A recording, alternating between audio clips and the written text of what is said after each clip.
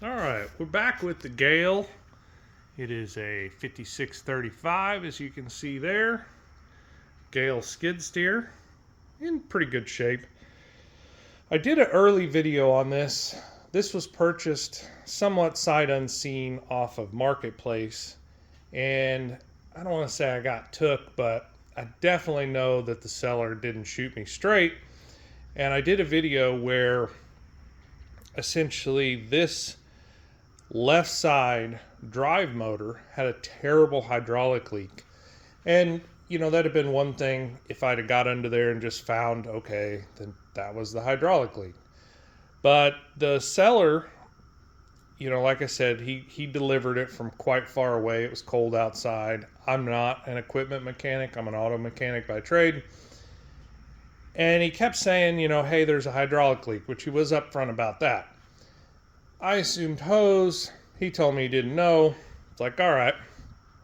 Well, I get under there, and in the center of this drive motor on the opposite side, down inside, and we'll kind of look a little bit at that here in a minute, he had put like epoxy and magnum steel and any kind of hucky-pucky that he could put on there to slow the leak down. And when he was dropping it off, he's like, oh, see, it just leaks a little bit, no big deal. Well, I use it a little bit, and it leaks like, I don't know, 5 to 10 gallons in 24 hours. I mean, it's an absurd, uncontrollable leak after a very short amount of time. I shimmy under there. There's another video on the channel about that. And, of course, it's catastrophic, essentially. So, long story short, I go to look on YouTube, obviously, for some videos about this, and there really isn't any. And so I've worked on a few case skid steers in my time. And basically, there's a chain that runs from here to there, and then there's a chain that runs from here to there. Now, I was able to go in here and separate those links. You can see that's an open link there.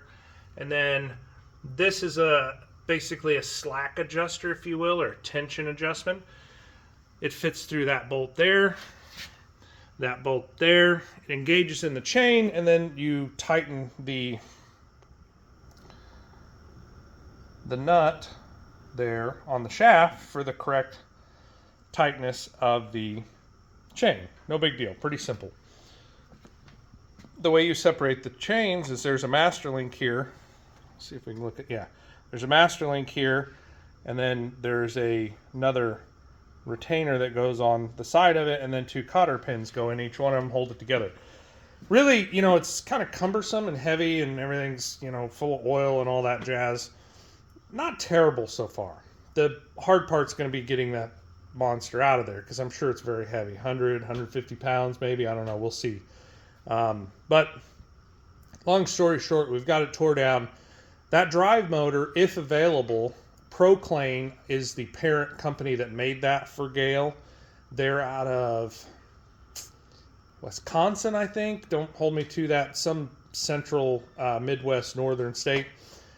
They are the ones that made it. I found the company. I found a local person or a local company that believes they can rebuild this one and fix my leak. Because if not, I believe that drive motor, if I can find it, is $4,000 plus. So I'm hoping to get it rebuilt without being completely upside down on this thing. But as you can see, we've pulled the chains, we've pulled the tensioners, the nice size service cover on the side, which is really nice.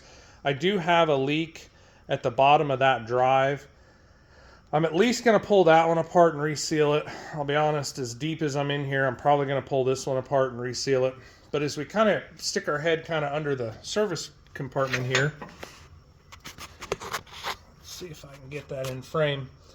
From basically right here to right there, and it's leaking in the center there, is the drive motor. And if I can zoom in down there, you can see, I know it's a little shaky. Let's see if it'll focus. Maybe not. Proclane Hydraulics is who we're dealing with. So I was able to find that information after I talked to a couple of rebuilders, and they said, with Gehl, and that's the other reason I'm kind of making this video, with Gehl, a lot of them, they're proprietary or difficult to get parts for, and so I'm glad I found that. It does have, and I'll do some videos on this, a pretty neat air/oil cooled Deutz diesel engine in it. It's been a really good workhorse so far. We've got some cleanup work to do. We've got, you know, this hose that's sweating through. We're going to have to either replace or get the starter rebuilt on it from, you know, just being cranked on when somebody didn't plug it in. So I'm pretty happy with the skid steer, other than I kind of got took on the seller part of it. I know the shop's got stuff everywhere. It's a shop. I don't know what to tell you. But this is progress, and hopefully this helps somebody else out there, because I didn't find any information about this. We'll get this thing pulled out of there probably in the next couple of days. I'll let you know how that goes.